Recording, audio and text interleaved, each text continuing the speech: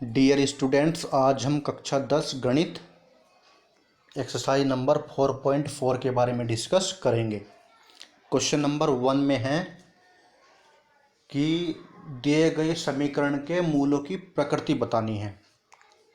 Question number 1 में जो दी गई द्विघात समीकरण है उसके मूलों की प्रकृति बतानी है और यदि मूल वास्तविक हैं तो उनको ज्ञात भी करना है। तो पार्ट सेकंड है बच्चों, 3x² -4√3 into x plus 4 is equal to 0।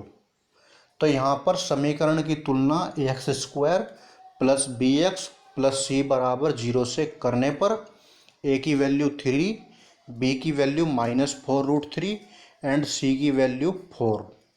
अब यहाँ पे बच्चों हम फाइंड करेंगे विविक्त कर, capital D is equal to b² -4ac is equal to -4√3 का स्क्वायर माइनस में 4 into 3 into 4 is equal to यह आ जाएगा 16 multiplication 3 -48 is equal to 48 -48 is equal to 0।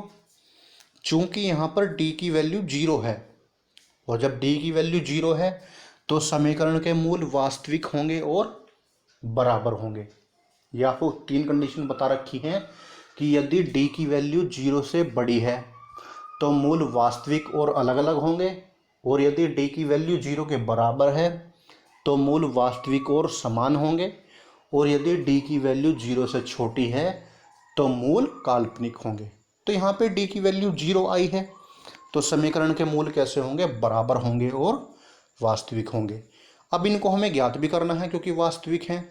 तो x is equal to -b plus minus √b² -4ac upon 2a is equal to minus b की value है -4√3 plus minus root में 0 क्योंकि d की value 0 आई है अपॉन में 2 इंटू 3 यह जाएगा 4√3 अपॉन में यहाँ पे आ जाएगा ये 3। तो यह आ जाएगा स्टूडेंट सॉल्व करने के बाद 2√3 अपॉन 3, ये इसकी वैल्यू आ गई मूलों की।